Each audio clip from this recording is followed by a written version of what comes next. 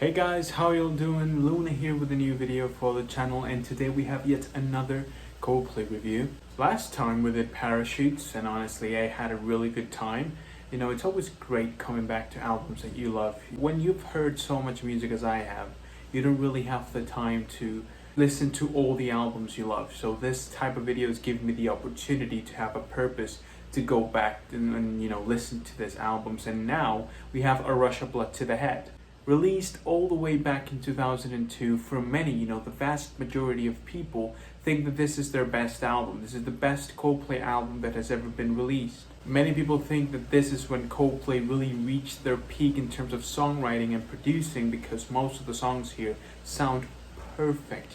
Every instrument is as loud as it should be. Even Chris Martin's voice sounds better than ever, and that's a fact. But one of the most impressive things about this album is that it was released only 2 years after Parachute.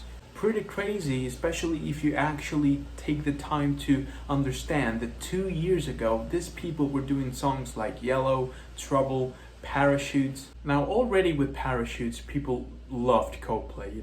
People were enjoying Yellow a lot. Even after 2 years since it was released, Yellow was still a really popular song. This, along with the fact that soft rock and indie rock music was at the peak of its popularity, many people thought that Coldplay would do a similar album for their second release.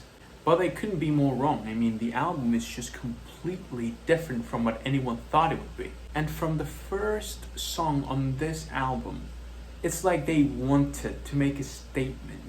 The track Politic, the track that starts the album, begins with loud drums, piano, guitar, and even bass line, as if they wanted to tell the people that this album was nothing like the people thought it would be. But it seems like everything that does seem a little bit like Parachute is taken to perfection, because this album amplifies everything that Parachutes was trying to do. It amplifies it so much that you don't even recognize the sound anymore. And it's obvious in songs like Green Eyes, totally acoustic, a really similar songwriting technique from the one used in Parachutes, but it sounds completely different, more elegant, more accomplished. And even after the song ends, the surprises don't stop. You have In My Place, for example, an alternative rock song, really similar to what they tried to do in Yellow, but this time again way more accomplished and way better performed. It sounds more like Coldplay and less like any other band that was doing the same thing they were doing in albums like Parachutes. It seemed as if they have found their style and wanted to make the best out of it, and this first half of the album is the perfect example, with songs like In My Place, Politic, The Scientist, Clocks, God Put a Smile Upon My Face, such a cinematic song. And one thing that is often not mentioned when reviewing this album, but not only the music evolved, but also the band as a whole, and the videos being more complex, way more cinematic. You have videos like The Scientist, videos like Clocks, really simple video, but show a different version of the band, a more mature one. The boys have beards, they have grown. And then you have videos like God's Put a Smile Upon My Face, which is basically a short film. When people often relate Coldplay to ballads, it's actually thanks to this album, because half of the songs in here, actually more than half of the songs in here, are ballads. But they're the good type of ballads, the ones that are entertaining, not just gloomy and boring and just too long and with nothing going on other than some beautiful melody. In this ballads, the ballads from this album, like Amsterdam, A Rush of Blood to the Head, the song I mentioned before, The Scientist, all of the ballads on this album, without a single exception, are entertaining, and not only entertaining but interesting. A different kind of ballad, a Chris Martin type of ballad. And we're talking about the 2000s, ballads were all over the place, and still Chris Martin found a way, a new sound for him, and a new sound that only him could do, and it's the same sound that we still get today with albums like Music of the Spheres and Everyday Life, but sadly it isn't as great and as well performed as it was back in the day. Chris Martin, he's an interesting guy. It's almost like Benjamin Button, have you seen that movie? Where he goes young, he gets younger as time goes by. In 2002, Chris Martin was writing songs like The Scientist, Clocks. It talks about time and how it goes by no matter what you do. And then you see him now, with tracks like Beautiful, Let Somebody Go, My Universe, and you don't know what went wrong in terms of, the lyrics, the things that he's saying, because when he has the chance to talk in a song, he often just says whatever. He says something that it's clearly scripted and not as interesting as it was. Another thing to note about this album is even though Parachutes received a lot of critical acclaim, this was the album that put Coldplay not only as a popular band but also as a quality band. The difference between someone like Hookbank, who you see has a lot of top 10 singles and all that, but the albums are a piece of shit. The same thing with artists like Nickelback and this type of people who often release songs only for the singles, not really to make a proper album.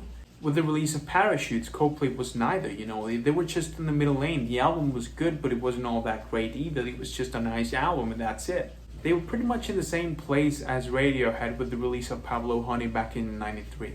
But this album received a huge amount of critical acclaim and, changed the world view of Coldplay. They were not just another band of the bunch. They were not just the hot stuff of the moment. No, they were actually talented people who were releasing amazing music. Not only that, but I believe this album is also really important in their journey as musicians and songwriters. In this album you find ideas that were later transformed into whole albums. For example, the song A Whisper, an underrated song from Coldplay. I think this song is amazing. This type of songwriting, this type of drumming, especially the drumming, vocal arrangement as well, the way that his voice is produced, will later turn out to be, basically the entirety of Viva La Vida with this type of songwriting, which fits so well into the concept of, war, guerrillas, and that type of thing, the concept of Viva La Vida. And then tracks like Clocks, In My Place, Warning Sign were transformed into X and Y, which is an alternative rock album. It's almost like the genesis of Coldplay is found on this album.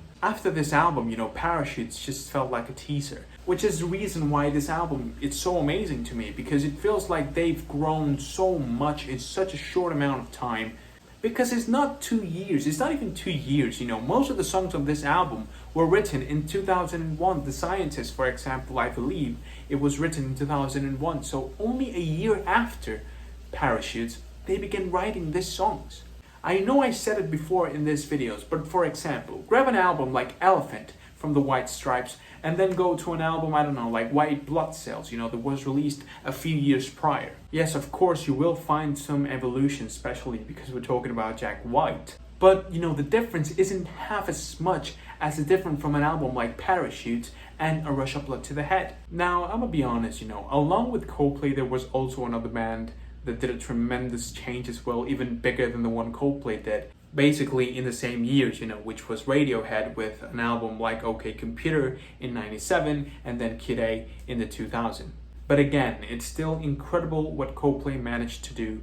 This album is just too elegant, beautiful, well written, well performed.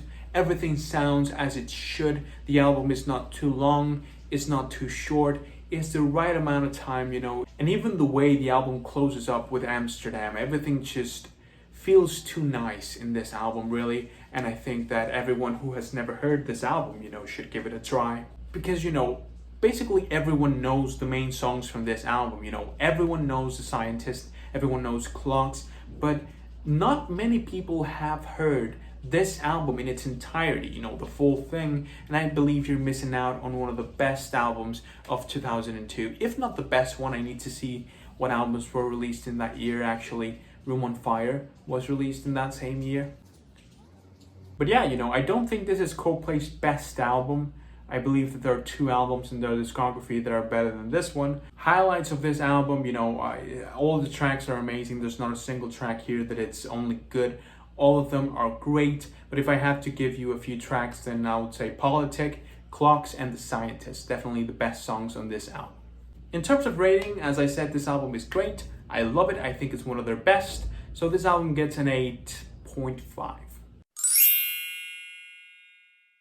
That is it for today's video, guys. I really hope that you enjoyed it. I'm sorry if there was background sounds. It's just raining, and this is one of the only free time I have to record videos, so I just had to do it either way. If you enjoyed it, then go ahead and leave a like on the video and subscribe to the channel so you don't miss any of the videos that I upload. What do you think about this album? I want to know your opinion, so go ahead and leave a comment down below telling me how you like it. What was your rating? How would you rate this album from 1 to 10? Most of the people love this album, most of the people just think this album is their best, and I can see why. This album is clearly, the moment where it seemed like Coldplay could do no wrong. With that being said, guys, I really hope that I can see you soon with another video, so yeah, bye.